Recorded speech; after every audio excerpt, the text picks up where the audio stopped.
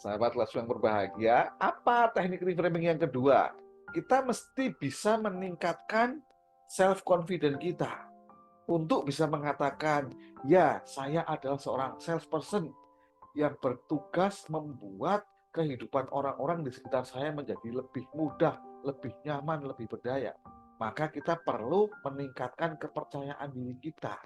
Bagaimana caranya? Dengan cara melakukan self-empowerment, selalu mengupgrade diri kita. Bahkan ada satu hadis yang mengatakan diri kita ini celaka kalau hari ini lebih jelek dari hari kemarin. Diri ini merugi kalau hari ini sama dengan hari kemarin. Jadi kemampuan Anda sama dengan hari kemarin itu pun merugi. Diri ini beruntung jika hari ini lebih baik dari hari kemarin. Pesannya apa? Pesannya selalu upgrade. Sekarang ini dunia berputar begitu cepatnya. Zaman digital membombardir kita dengan informasi-informasi yang luar biasa.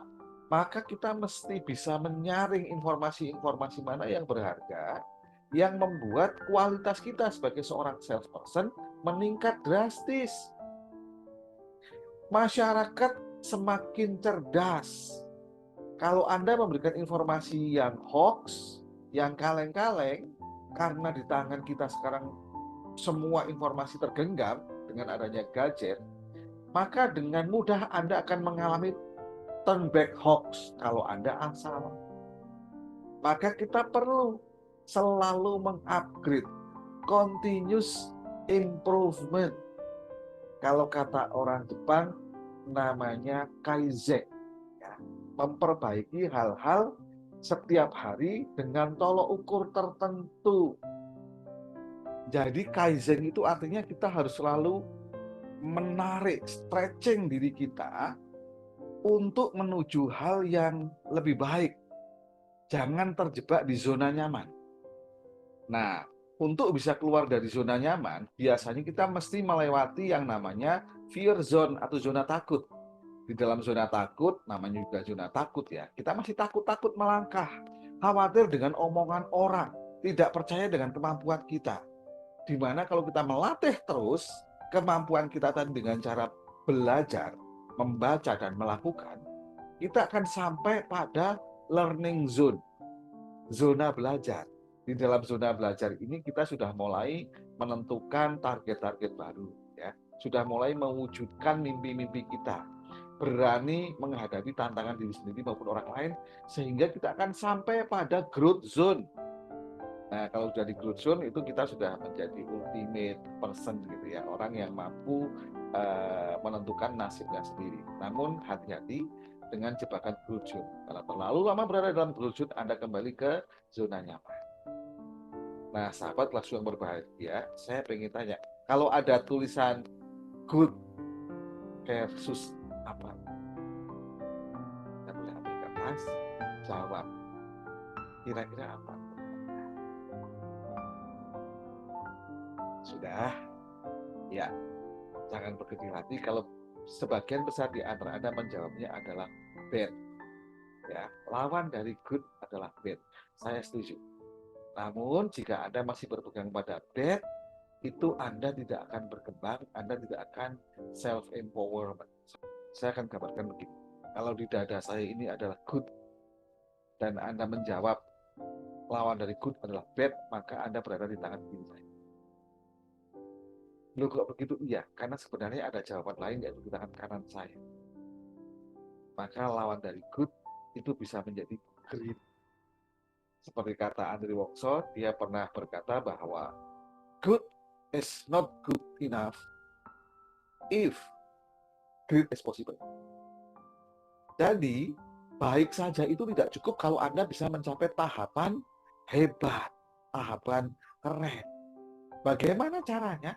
Ya dilanjutkan untuk melakukan continuous improvement. Silakan Anda buat agenda dalam 1 bulan mau membaca berapa buku yang berhubungan dengan selling atau motivasi. Maka dalam 1 hari Anda bisa menjadwalkan cukup 1-2 lembar. Itu lebih baik daripada menumpuk, gitu ya. Sedikit demi sedikit, lama-lama menjadi gitu. Nah, saya masih akan membawa kisah Joe Zira tadi. Reframing selanjutnya untuk bisa continuous improvement, maka kita mesti memiliki keyakinan penuh terhadap produk kita. Kita jualan mobil merek A, maka kita mesti meyakini bahwa mobil ini memang keren dengan cara apa. Yang pertama kali kalau kita nanti memiliki mobil, belilah mobil itu. Anda jualan herbal contohnya, maka Anda harus mengkonsumsi produk Anda dulu, jangan menggunakan produk orang lain. Itu artinya Anda tidak yakin. Anda jualan handphone, Anda mesti menggunakan handphone yang Anda jual. Anda jualan baju, Anda mesti menggunakan merek yang Anda jual. Selain self-use, maka Anda mesti menguasai product knowledge dengan optimal. Mungkin Anda pernah datang ke satu mall tempat grosirannya handphone. Kalau di Bogor itu di Jambu 2, di Jakarta di Roxy.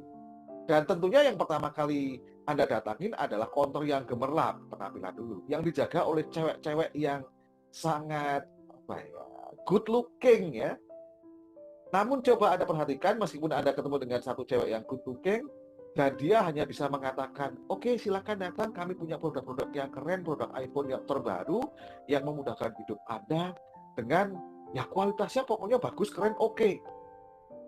Bandingkan dengan yang satu ini, kami memiliki iPhone 14 yang merupakan anggota paling anyar dan terjangkau dari iPhone 14 series. Tentu saja Apple kali ini kembali meningkatkan jeroannya dengan memperbesar kapasitas penyimpanan dan spesifikasi yang lebih menggiurkan. Ponsel yang satu ini bermaterial Gorilla Glass di depan dan belakang dengan bobot paling ringan di antara saudaranya, yaitu hanya 172 gram saja. Ringan sekali. Ia pun membawa sertifikasi rating IP68 sehingga Bapak dan Ibu tidak perlu khawatir soal ketahanan terhadap debu dan air. Apple memutuskan untuk menambah rentang ukuran layar iPhone 14 sehingga 6,1 inci menggunakan panel Super Retina XDR OLED dengan resolusi layarnya sangat baik di angka 1170 x 2532 pixel dan dipastikan memiliki dukungan HDR10 sehingga cocok digunakan dengan nyaman untuk streaming berbagai konten favorit Bapak dan Ibu. Sudah menjadi rahasia umum bahwa seri iPhone 14 membawa kapasitas RAM lebih besar dari suksesornya dengan ukuran 6 GB. Untuk spesifikasi kameranya, iPhone 14 menawarkan setup kamera utama 12 megapiksel yang didampingi oleh kamera ultrawide beresolusi 12 megapiksel.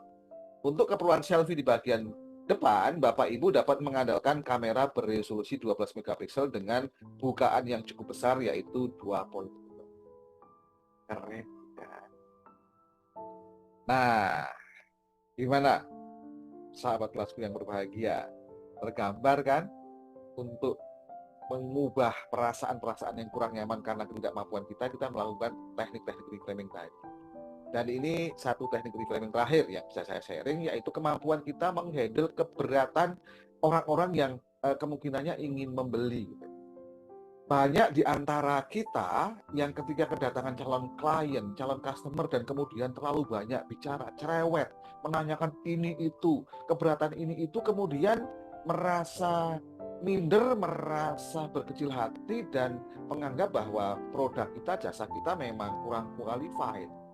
Padahal kalau kita cerdas dan membingkai ulang, bukan diri kita yang kurang percaya diri, bukan produk kita yang kurang berkualitas, atau bukan orang itu yang cerewet. Itu framing. Yuk kita reframing. Kita ubah dengan sebuah pilih baru bahwa itu adalah keinginan seseorang untuk membeli atau buying signal. Itu bukan kegagalan kita.